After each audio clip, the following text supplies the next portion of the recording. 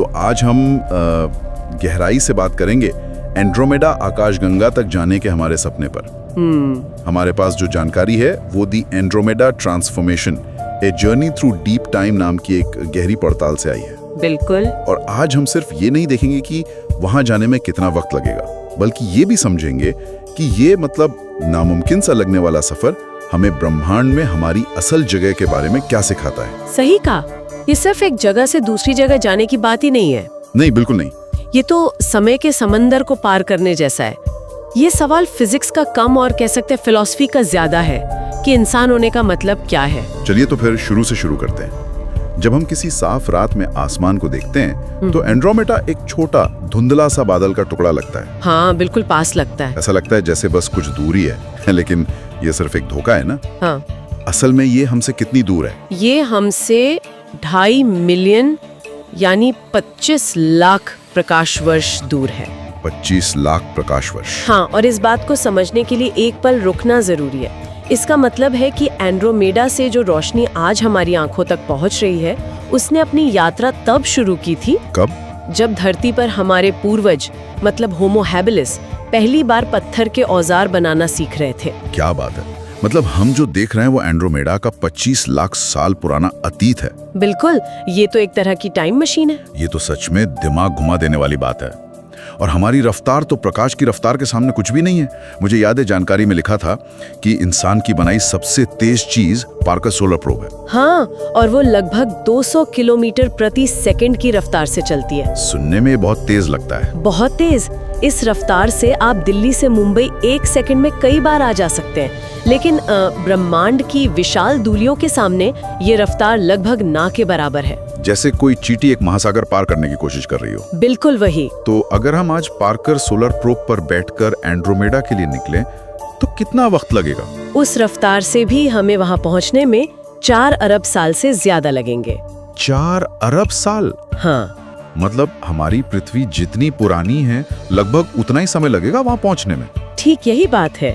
इस सफर के दौरान तो पृथ्वी पर डायनासोर आएंगे और चले जाएंगे, महाद्वीप बनेंगे और टूट जाएंगे, और शायद इंसान का वजूद भी खत्म हो जाएगा। हाँ बिल्कुल, इसीलिए सफर अंतरिक्ष में नहीं बल्कि समय में यात्रा करने जैसा है। हम सिर्फ दूरी नहीं बल्कि पूरे युगों को पार करने की बात कर रहे हैं। अच्छा, तो ये तो हुई आज की तकनीक की बात। अगर हमारी आज की तकनीक काफी नहीं है तो भविष्य में क्या हम कुछ ऐसा नहीं बना सकते जो और तेज चले? क्या कोई रास्ता नहीं है इन भौतिकी के नियमों को थोड़ा सा तोड़ने का? यहीं पर सबसे दिलचस्प बात सामने आती है। भौतिकी के नियम कोई सुझाव नहीं है जिन्हें हम तोड़ मरोड़ सकें। वो सीमाएं हैं। वो ब्रह्मांड की बुनियादी सीमाएं हैं, और आइंस्टीन की रिलेटिविटी थ्योरी हमें साफ साफ बताती है कि ऐसा क्यों नामुमकिन है। वो थ्योरी जो कहती है कि कोई भी चीज प्रकाश की गति से तेज नहीं चल सकती। हाँ, और उसका कारण भी बहुत मजेदार है। जैसे जैसे कोई चीज प्रकाश की गति के करीब पहुंचती है, उसका द्रव्यमान यानी मास बढ़ने लगता है।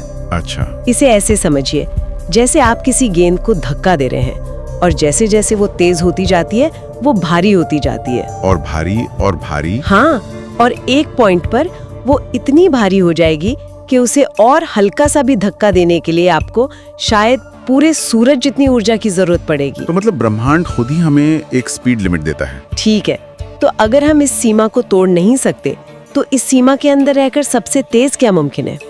चलिए कल्पना करते हैं।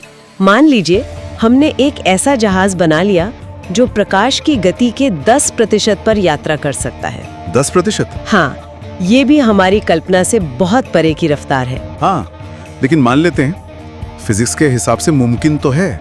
बिल्कुल, बहुत अच्छा सवाल है।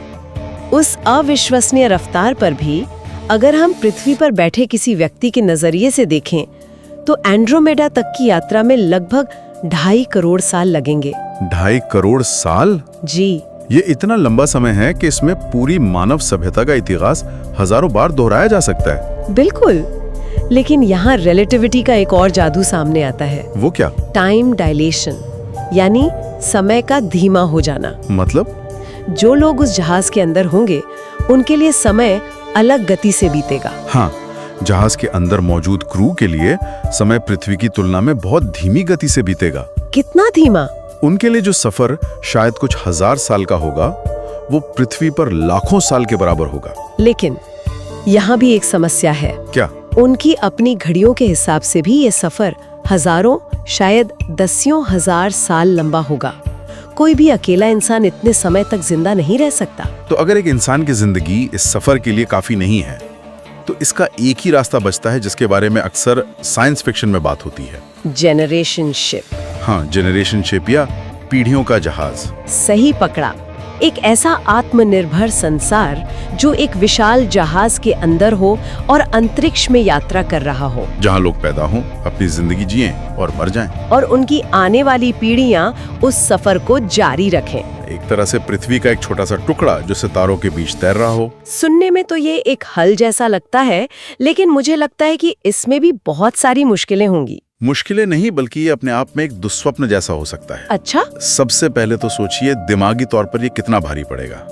जो पहली पीढ़ी पृथ्वी से निकलेगी, वो ये जानते हुए निकलेगी कि वो कभी मंजिल पर नहीं पहुंचेंगे।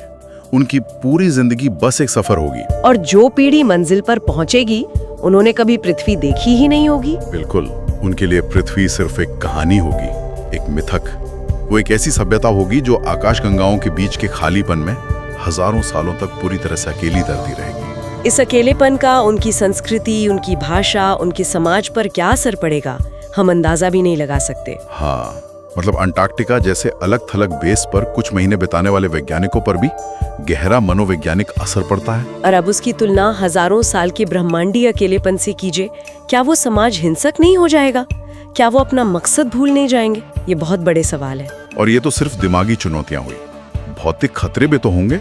बहुत ज्यादा। अंतरिक्ष कोई खाली जगह तो है नहीं। बिल्कुल नहीं।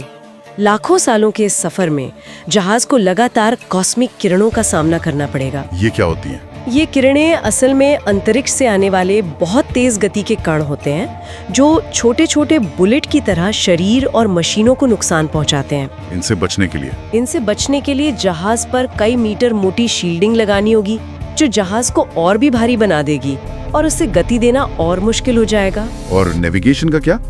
लाखों साल बाद सही जगह पर पहुंचना, ये कैसे मुमकिन होगा? ये शायद सबसे बड़ी चुनौती है। क्यों? लाखों सालों के दौरान डार्क मैटर का गुरुत्वाकर्षण जहाज के रास्ते को धीरे धीरे भटका सकता है। Dark matter?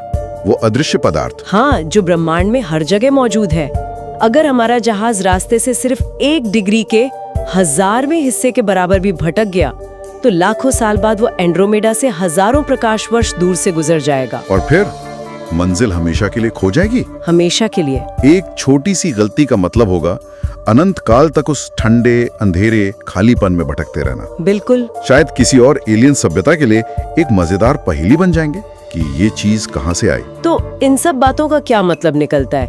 ऐसा लग रहा है कि सवाल अब ये नहीं है कि पहुंचने में कितना समय लगेगा। नहीं, बल्कि सवाल ये बन जाता है कि अगर हम किसी तरह पहुंच भी गए, तो क्या हम ही रहेंगे? यह एक बहुत ही महत्वपूर्ण सवाल है, और शायद इसका जवाब ये है कि जो वहां पहुंचेगा वो कोई जैविक इंसान नहीं होगा। मतलब हमारे स्रोत इसी तरफ इशारा करते हैं। शायद इस यात्रा को करने वाले आर्टिफिशियल इंटेलिजेंस, यानी एआई या खुद की मरम्मत करने वाले रोबोट होंगे। मतलब हम नहीं, हमारी बनाई हुई मशीनें वहां पहुंचेंगे। सोचिए, उन्हें हवा, पानी या खाने की जरूरत नहीं है। सही बात है। उन्हें अकेलापन महसूस नहीं होता। वो लाखों साल तक बिना किसी शिकायत के यात्रा कर सकते हैं। तो अगर पृथ्वी से कभी कोई संदेश या कोई चीज एंड्रोमेडा पहुंचेगी, तो शायद वो हमारे द्वारा बनाई गई कोई चेतना होगी, हम खुद नहीं। हम अपनी विरासत को भेज रहे हैं, खुद को नहीं। ये सोचना भी अजीब है, लेकिन मुझे लग रहा है कि इस कहानी में एक और मोड़ है। जो जानकारी हमने पढ़ी उसमें एक बहुत बड़ा राज छिपा था। एंड्रोमेडा हमारा इंतजार नहीं कर रहा है। बिल्कुल। अब अगर हम इसे बड़ी तस्वीर में देखें, तो एंड्रोमेडा और हमारी आकाशगंगा मिल्की वे असल में एक दूसरे से दूर नहीं जा रही हैं। तो वो दोनों एक दूसरे की तरफ बढ़ रहे हैं। क्या मतलब? वो टकराने वाली हैं? हाँ, लगभग 110 किलोमीटर प्रति सेकंड की रफ्तार से। ये ब्रह्मांड का सबसे धीमा लेकिन सबसे निश्चित मिलन है। कब? आज से लगभग 4 अरब वर्षों में इन दोनों आकाशगंगाओं का विलय हो जाएगा। 4 अरब साल? हाँ, आसमान में रात का नजारा पूरी तरह से बदल जाएगा। ये एक हिंसक टक्कर नहीं होगी, क्योंकि सितारों के बीच बहुत खाली जगह होती है, बल्कि ये खूबसूरत विलय होगा जिससे एक नई विशाल अंडाकार आकाशगंगा बनेगी। और उसे क्या कहेंगे? कुछ खगोलविद उसे मिल्को मेदा कहते हैं। 4 अरब साल, ये तो लगभग वही समय है जो हमें अपनी सबसे तेज तकनीक से वहां पहुंचने में लगता। ये तो अविश्वसनीय है। ठीक यही बात है। ब्रह्मांड के पैमाने पर यात्रा करने से तेज इंतजार करना है। हम इंसान दशकों और सदियों में सोचते हैं, लेकिन ब्रह्मांड युगों और अरबों सालों में काम करता है। वो बहुत धैर्यवान है। यह हमें ब्रह्मांड में हमारी असल जगह दिखाता है। हम जल्दी में हैं, ब्रह्मांड नहीं। बिल्कुल। तो एंड्रोमेडा तक पहुंचना कोई रॉकेट साइंस की समस्या नहीं है, ये एक अस्तित्व का सवाल है। ये हमें याद दिलाता है कि हम इस विशाल और लगभग हमेशा रहने वाले ब्रह्मांड में कितने छोटे और अस्थायी हैं। सही। हम उस धुंधले धब्बे को देखते हैं और वहां जाने का सपना देखते हैं, लेकिन शायद उसका असली संदेश यह है कि हमें यहीं रहकर अपनी इस छोटी सी नीली दुनिया में अपनी जगह को समझना होगा। बिल्कुल। वहां पहुंचने के लिए हमें तकनीक को नहीं, बल्कि इंसान होने के मतलब को ही बदलना होगा। हमें कुछ और बनना होगा। हाँ, शायद ऐसा कुछ जो समय और शरीर की सीमाओं से परे हो। शायद ये यात्रा बाहर की ओर नहीं, बल्कि भीतर की ओर है, ये समझने की कि हम इस ब्रह्मांडीय नाटक में आखिर हैं कौन। हम एंड्रोमेडा तक पहुंचने का सपना देखते हैं, लेकिन शायद असली सवाल ये नहीं है कि हम वहां कैसे पहुंचेंगे, बल्कि ये है कि जब 4 अरब साल बाद एंड्रोमेडा हम तक पहुंचेगा, तो क्या हम यहां होंगे भी?